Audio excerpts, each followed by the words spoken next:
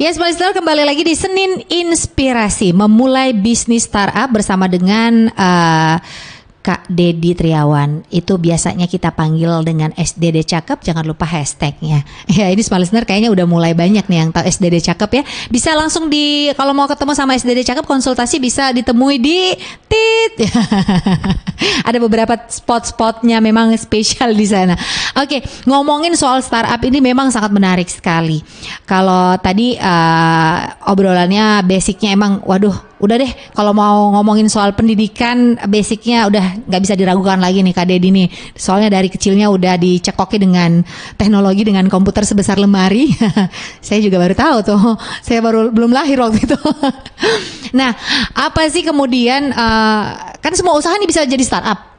Lalu kalau begitu, gimana dong kita bisa tahu bahwa, oh ini adalah perusahaan ini sudah bisa, atau usaha ini udah bisa dikatakan startup?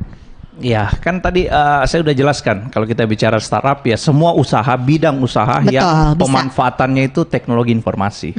Oh, itu udah dikatakan startup tuh? Ya, startup. Oh, jadi startup ini lebih ke perusahaan yang memang memanfaatkan pure teknologi informasi. Ya, seperti saya kasih contoh tadi kayak ojol kan memang pure untuk teknologi informasi, marketplace, teknologi informasi dan lain-lain sebagainya. Seperti itu.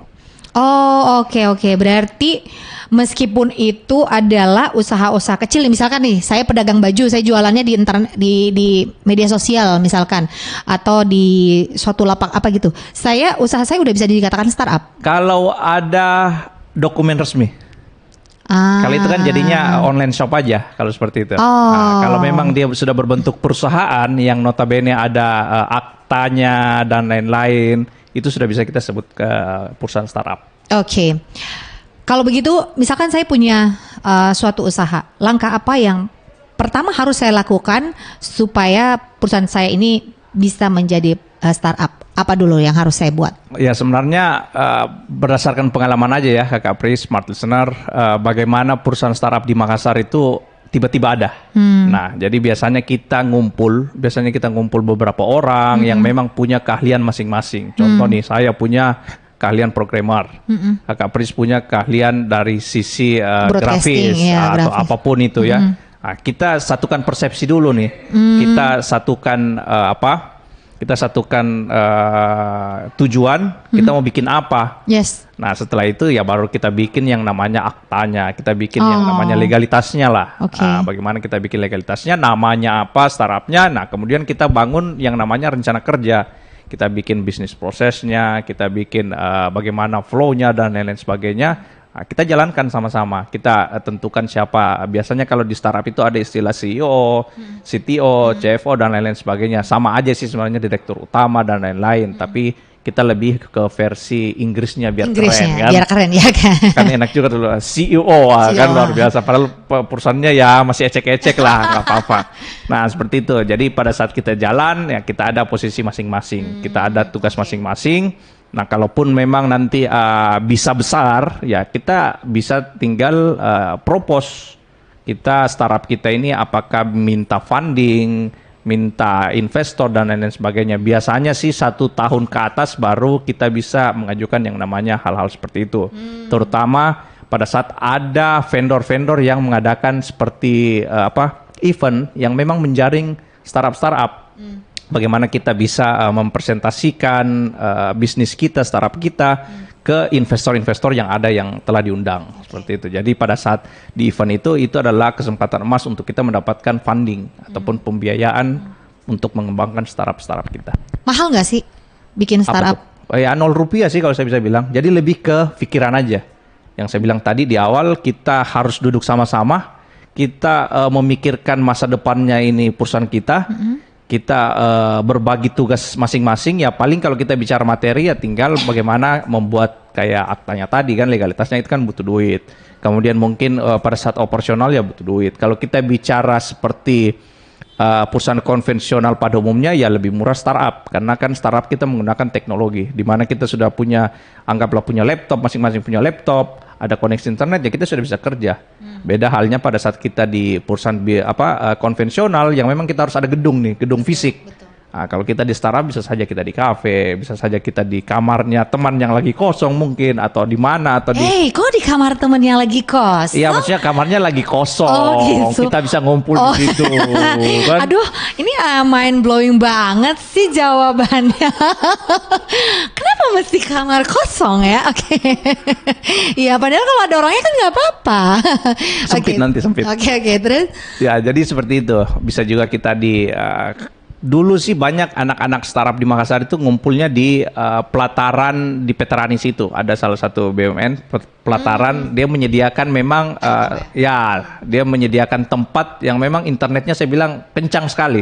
Betul. Jadi biasanya di situ sampai tengah malam, sampai subuh bahkan sampai pagi. Nah, jeleknya kebiasaan anak-anak startup apalagi IT ya, kita di dunia IT itu hidupnya itu malam sampai pagi. Nokturnal ya? Nokturnal ataupun apapun, Batman lah. Jadi aktifnya itu malam. Jadi kalau kakak Pris, smart listener mencari orang-orang IT, memang dia biasanya aktifnya malam. Kalau ada yang aktifnya pagi itu luar biasa sekali. Karena biasanya kalau kita seorang programmer, kita seorang desainer, web designer dan lain-lain sebagainya itu, inspirasi itu muncul pada saat malam biasanya. Saya nggak tahu kenapa. Saya pun merasakan hal seperti itu. Karena lebih ke kita seperti pacaran nih sama laptop, apalagi kalau programmer ya, Kak Pris, kalau saya kasih tahu programmer itu memang di depannya cuma laptop, apapun yang terjadi dia nggak pikirin lagi. Memang laptop, bayangkan pada saat seorang programmer membuat aplikasi itu hampir jutaan baris dia harus ketik. Beda kayak kita ketik naskah dan lain-lainnya, itu cuma beberapa halaman doang. Ini berjuta-juta baris, bayangkan. Aplikasi yang kita buat sekarang itu isinya berjuta-juta baris. Perintah coding. Jadi yang kita nikmatin sekarang sudah enak-enaknya aja, sudah visual dan grafis. Tapi pada saat kita masuk ke dalamnya itu ada yang namanya coding berjuta-juta. Kalau kita bicara bahasa mesin 0 dan 1 aja. Nah, pada saat kita membuat programmer, kapan satu huruf saja salah di codingnya, tidak jalan ini aplikasi. Makanya itu perlu yang namanya konsentrasi luar biasa pada saat kita membangun sebuah aplikasi, apalagi kita saat coding, kita saat membuat program. Oke. Intinya adalah startup itu punya aplikasi ya, harus punya satu aplikasi gitu. Kalau dibilang aplikasi bukan sih, lebih ke sistem. Saya lebih senang sebut sistem. Karena aja kalau berarti. kita bicara aplikasi otomatis ada yang namanya smartphone. Tapi kalau kita bicara sistem bisa menjadi sebuah aplikasi dia berbasis web based ataupun dia berbasis aplikasi. Jadi kan berbeda tuh berbasis website. Betul. Dan berbasis aplikasi. Kalau aplikasi memang harus diinstal. Kalau berbasis web ya kita tinggal butuh browser aja. Kita tinggal mengakses yang namanya URL-nya atau biasa kita sebut www-nya. Oke. Wow, ternyata sesulit itu ya. Saya pikir untuk membuat aplikasi coding itu saya biasa ngelihat orang aja nih. Kalau coding, saya baru ngelihat angka-angkanya aja saya udah puyeng. Ya, betul. Itu apalagi seperti Kak Dedi harus bikin itu, sepertinya memang malam cocoknya ya. Jadi memang pada saat mungkin smart listener butuh aplikasi ya jangan sampai ada keluar kata mahal karena memang begitu belakangnya. Iya betul. Jadi kalau kita bicara mahal ya sebenarnya ini relatif aja ya, mahal murah itu relatif karena kita di dunia IT sebenarnya abstrak kalau kita bicara harga. Kalau kita bicara price, angka dan lain-lain itu bicara abstrak. Bisa saja ada klien yang ngomong saya, "Dad, berapa sih bikin website?" Saya bilang anggaplah contoh ya 10 juta. Tapi mahal banget, dia pindah ke teman lain nih, anggaplah berapa website? Ya 5 juta aja. Ini abstrak. Beda pada saat kita membeli sebuah produk yang memang barang ini kan kita bisa bandingkan yang memang ya tidak terlalu jauh. Ya, namanya jasa kan, jadi abstrak seperti itu. Ya tapi menurut saya sih ada harga ada kualitas lah ya. Bisa dibilang begitu. Oke. Kita juga penasaran perusahaan apa sih yang pertama kali ditangani oleh perusahaan startup apa yang pertama kali ditangani oleh Kak Dedi sendiri? Sebenarnya kalau bicara perusahaan startup banyak sih yang pertama, apalagi yang kemarin kan kita sama-sama membangun yang namanya Startup Makassar. Di situ ada kurang lebih puluhan member. Jadi itu semua puluhan member ya startup semua. Tidak ada yang saya mentori satu persatu. Memang secara khusus semua, secara kolektif. Jadi biasanya kita bikin tiap per 1 minggu itu bisa 2 kali kita ketemu di kelas. Kita bahas apa nih? Kita bahas bisnis proses kah, kita bahas user interface, user experience dan lain-lain. Ya kita tentukan siapa aja startup yang butuh materi seperti itu ya dia datang. Oke. Jadi lebih ke kolektif mentoring. Kalaupun ada yang ingin untuk private, ya bisa kita janjian. Biasanya seperti itu. Kalau kita biasa private itu ya lebih ke coaching untuk bisnis prosesnya aja. Karena mereka sudah luar biasa sekali kalau sisi teknis, programmer, desainer dan lain-lain sebagainya. Berarti udah berapa perusahaan yang ditangani Kak Dedi? Kemarin sih startup kita, saya tidak bilang perusahaan ya. Startup ya? Okay. Startup itu per tahun lalu itu sekitar di bawah 10 untuk di Makassar. Untuk di Makassar yang aktif ya, saya bilang yang aktif. Yang tidak aktif itu ratusan lebih. Oh banyak ya yang tidak aktif.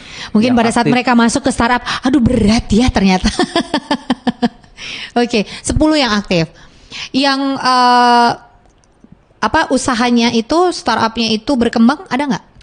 Yang sampai detik ini yang cukup oke atau cukup masih eksis lah ya, seperti Mall Sampah ada, kemudian ada yang namanya Upana Studio dan lain-lain sebagainya. Itu yang paling eksis karena sampai kemarin saya masih sempat diskusi sama ownernya bagaimana bisnisnya jalan, akhirnya ya begitu. Itu yang saya bilang aktif. Kenapa banyak startup yang tidak aktif ya karena memang mental. Kita bicara startup ini, kita bicara mental.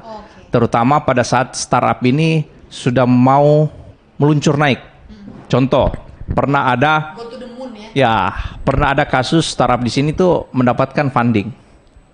Funding dari salah satu investor perusahaan. Nah, ini funding ini, uang ini harusnya kan diputar untuk pengembangan bisnis. Nah, si CEO-nya menggunakan untuk kepentingan hura-hura. Kaget lihat duit banyak ya. Nah, itu yang saya bilang mental. Bagaimana kita kalau kita mau terjun ke bisnis ya sama aja sih startup ataupun konvensional ya bagaimana mental kita harus ya uang kaget kayak gitu tadi yang agak susah kan. Lebih ke manajemen keuangan ya yang harus diperbaiki ya kalau begitu. Memang kalau ngomongin soal startup itu banyakan dari kisah-kisah startup yang banyak berkembang itu mulai dari kecil dulu, tapi untuk bisa menjadi besar yang paling kita butuhkan selain itu tadi komitmen dan lain sebagainya, apalagi menurut Kak yang paling krusial gitu yang benar-benar harus diperhatiin sama startup ini? Kalau pengalaman sih startup kita bercermin di startup besar aja ya. Bagaimana startup besar ini betul-betul berdarah-darah dalam tanda kutip ya. Kalau saya sebut salah satu ojol, mungkin saya sebut aja ya, Kakak Pris ini tahu Gojek itu tahun berapa? Gojek itu tahun 5 tahun yang lalu ya, 6 tahun yang lalu. Nah ini yang banyak nih orang-orang awam, tahunya 5-6 tahun. Padahal sebenarnya Gojek itu 2010 sudah ada. Oh ya? 2010. Nah, kita itu cuma lihatnya pada saat sukses. Pada saat booming. Ya, jadi 2010 itu mereka memang berdarah-darah. Bagaimana perjalanan 2010 sampai dia terkenal itu 2017 akhir, 2018 itu baru booming yang namanya ojol. Nah, di situ baru kita tahu 8 tahun ini mereka ngapain. Nah, itu yang berdarah-darah. Bagaimana mereka konsisten, bagaimana mereka tetap melakukan riset pasar untuk mengetahui kebutuhan market dan lain-lain. Nah, ini yang penting sekali di startup itu ada yang namanya R&D, Research and Development. Bagaimana kita membuat sebuah aplikasi yang memang memecahkan solusi masyarakat. Bukan hanya sekedar kita buat aplikasi tapi memecahkan solusi untuk kita aja. Untuk saya, untuk teman-teman dan lain-lain. Itu namanya ya tetap aja perusahaan startup tapi tidak memecahkan secara solusi untuk masyarakat. Nah, akhirnya ya perusahaan itu bisa dihitung jari aja umurnya. Beda halnya pada saat kita bicara startup besar. Kita mana pernah sih kepikiran sambil mandi kita ojek sudah ada di depan rumah kita kan? Betul. Dulu itu kita harus jalan kaki ke mana? Pengkolan jalan, belum lagi berkelahi tawar-tawar harganya dan lain-lain sebagainya. Ini kita tinggal bangun tidur kita sudah pesan, sudah ada di depan. Ini kan yang namanya perubahan teknologi yang luar biasa. Bagaimana pemikiran orang-orang di luar sana tentang bagaimana sih saya mau menyelesaikan masalah-masalah dari orang lain nih, saya harus bikinkan solusi nih dari sisi IT seperti itu. Jadi itu salah satu contoh bagaimana perusahaan-perusahaan startup ataupun perusahaan IT itu memberikan kita solusi untuk kehidupan kita, lebih memudahkan. Yes, betul. Saya setuju banget sih kalau itu perusahaan yang besar itu karena dia memikirkan banyak orang. Termasuk juga startup yang udah jadi unicorn. Oh, bukan unicorn lagi ya. Sekarang sudah dekakon. Dekakon lagi di atasnya lagi nih. Investornya udah udah besar bang. Iya, udah besar banget deh. Dan memang perubahan yang dibuat itu wow, kalau saya bilang sih ngeri sih, memperkerjakan banyak orang dari pendidikan. Sekarang udah nggak lihat pendidikan, sudah tidak lihat status lagi, karena ada baru-baru juga acara yang pernah sempat saya ikuti, bahkan untuk drivernya itu ada yang dia adalah single mother, ada yang tunadaksa dan lain sebagainya. Jadi memang membawa perubahan. Jadi perusahaan startup yang besar itu memikirkan kepentingan orang lain. Betul. Oke, sebelum kita ngobrol, udah ada nih komentar dan juga pertanyaan yang udah masuk di kolom chat. Saya bacain dulu. Halo Bang Det, ini dari Muhammad Andi Basri. Halo Bang Det, apa saja yang diperhatikan saat mau mulai bisnis startup? Ya, Kakak Basri ya tadi ya. Basri, iya. Ya, terima kasih ya atas atensinya. Kalau kita bicara memulai startup, ya itu tadi yang saya bilang, kita harus mengetahui dulu nih kita mau ngapain ke depannya, bukan hanya sekedar ikut-ikutan. Biasanya kan kita FOMO nih, bagaimana kita melihat ada sesuatu yang baru, ada sesuatu yang bagus, kita ya langsung mau ikutan aja tanpa ada persiapan yang matang. Jadi ya kalau kita mau bikin startup, usahakan kita harus tahu dulu tujuannya kemana. Betul. Apakah kita membuat startup ini memang untuk cari cuan ataupun gaya-gayaan seperti itu. Nah, yang saya kasih tahu sih, startup itu tidak ada menghasilkan itu 1 tahun. Pasti tidak ada. Semua pasti membuang duit. Nah, jadi itu yang harus dipikirkan. Kalau memang mau cari cuan segera, ya mending teman-teman smart listener jualan air mineral aja, itu jelas. Berarti di tahun pertama itu istilahnya kita buang duit terus ya? Rugi tidak berarti ada ya? pemasukan. Sama sekali? Tidak ada pemasukan. Sama kecuali sekali ya, pada saat kita bicara yang event tadi ya, yaitu tempat memang emas untuk mencari cuan, terutama investor. Nah, jadi ya itu tadi, pertama kita harus tahu tujuannya. Yang kedua ya orang-orang SDM di sekeliling kita nih, memang harus satu pemikiran. Satu otak nih. Kalau kita bicara media sosial yang paling besar nih sekarang, yang warna biru, itu kan berawal dari garasi. Kalau kita lihat sejarahnya itu, dia cuman bertiga. Si pemikir, si pekerja, sama mungkin yang satu si marketing. Nah, cukup 3 aja nih. Kita bagi tugas, jangan ngambil tugasnya semua gitu loh. Jadi si pemikir ya pikirin aja bagaimana ke depannya, bagaimana idenya, kemudian si eksekusi ini ya dia yang coding, dia yang desain dan lain-lain. Nah, si marketing ini dia yang jualan gitu loh. Jadi itu pentingnya yang namanya sebuah tim di startup. Seperti itu Kakak Basri. Mungkin kalau memang agak kurang kita nanti diskusi lagi. Iya, boleh langsung bisa masuk karena beliau ini, Kak Dedi ini adalah ketua dari Startup Makassar loh. Kalau mau langsung bisa konsultasi. Ada biaya konsultasi nggak? Nggak ada. Oh nggak ada, gratis ya. Silakan temui SDD Cakep di, nanti saya bocorkan. Atau pantau aja di Instagram ya. Oke, ini Basri kayaknya penasaran banget deh. Haruskah pelakunya mengerti IT seperti Bang Dedi atau siapa aja bisa?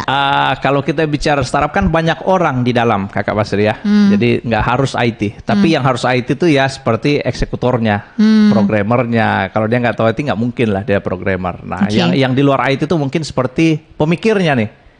Biasanya pemikir, kemudian si marketingnya. Nah, kalau kita bicara startup, pemikir ini yang paling penting. Bagaimana dia bisa visioner melihat masalah-masalah dan memberikan solusi di masa depan. Bagaimana dia juga memberi keputusan yang cocok di perusahaannya seperti itu. Jadi tidak harus melulu orang IT di dalamnya, tapi harus ada orang IT di dalamnya. Tidak semua, tapi harus ada. Karena kita ini namanya startup ya, perusahaan berbasis teknologi informasi. Jadi memang harus ada orang IT dalamnya. Iya, nggak perlu. Misalkan saya nih, saya mau bikin startup, tapi saya nggak terlalu pandai IT, makanya saya ajak Kak Dedi gitu ya. Betul. Kak Dedi untuk menjadi tim saya, karena saya yang punya modal ceritanya. Iya betul sekali. Penting itu, penting. Saya adalah investor. Penting. Basri penasaran banget ini Basri. Terus gimana keamanannya katanya? Keamanannya sendiri. Keamanan apa dulu nih? Kalau kita bicara keamanan, perusahaan startup, ya keamanan sebenarnya kalau kita bicara startup, keamanan itu ada 2. Yang pertama ya keamanan di sistemnya, produknya ya. Karena mungkin Kakak Basri menganggap keamanan di sistem nih, keamanan di produk. Karena memang kan lagi seru nih si bujor itu kan. Ya Bjorka itu menghack ya. Yang saya nggak tahu siapa dan ya biasa aja sih sebenarnya. keamanan di setiap sistem, terutama kita bicara di dunia internet sekarang, saya bisa mengatakan bahwa di dunia internet sekarang tidak ada yang 100% aman. Dimanapun itu. Baik itu di dunia perbankan, baik itu di dunia manapun, tidak ada. Saya cuma bisa bilang 99% aman. 1%-nya itu tidak aman. Karena kita berada di dunia internet. Seperti sekarang kita kita live nih sekarang. Kita bisa diakses oleh semua orang. Selama kita berada di satu kawasan yang namanya internet global ya. Kita di Makassar, kita di Jakarta, bahkan di luar angkasa pun selama dia punya internet bisa mengakses kita sekarang. Jadi kalau kita bicara keamanan ya tidak bisa sepenuhnya aman. 99% aman, ya mungkin 1%-nya nggak aman. Nah, bagaimana tinggal perusahaan kita ataupun startup kita ini membuat sebuah divisi, biasanya itu ada tim yang namanya tim keamanan. Bagaimana dia membuat sebuah firewallnya ini berapa lapis, kemudian berapa bit dan lain-lain sebagainya. Itu adalah upaya-upaya, hanya sekedar upaya untuk mencegah yang namanya bug, mencegah yang namanya virus yang dimasukkan oleh orang-orang yang tidak bertanggung jawab. Biasanya kita sebut cracker. Jadi ada dua, hacker dan cracker itu beda ya. Hacker itu orang yang mengerti memang memasuki sistem orang, tapi hanya sekedar menyalurkan hobinya nih, sekedar main-main. Tapi kalau cracker memang tujuan merusak. Itu yang biasa mengirimkan virus, mengirimkan bug dan lain-lain. Jadi ada dua nih orang. Itu jadi jangan sampai salah kaprah nih. Biasanya orang cuma sebut hacker, tapi cracker ini tidak pernah. Padahal cracker itu yang paling parah. Iya, kayaknya itu kompetitor deh. Nggak tahu. Kalau cracker itu kebanyakan kompetitor ya kayaknya. Karena saya waktu bekerja juga di salah satu startup, sering itu ngebug. Akhirnya nanti kita kasih tahu sama customer kita, nanti ada maintenance di jam ini ya. Karena ada bug, agak sedikit ngebug gitu. Nggak tahu. Iya, kayaknya kompetitor deh yang bikin. Oke, masih banyak sekali pertanyaan, tapi kita harus break dulu Kak Det. Kita break dulu sebentar. Kita akan lanjutkan kembali dengan masih ada 3-4 pertanyaan yang udah masuk di kolom komentar. Smart Listener jangan kemana-mana, seru sekali kan kita ngomongin startup bareng SDD Cakep. Segera kami akan kembali.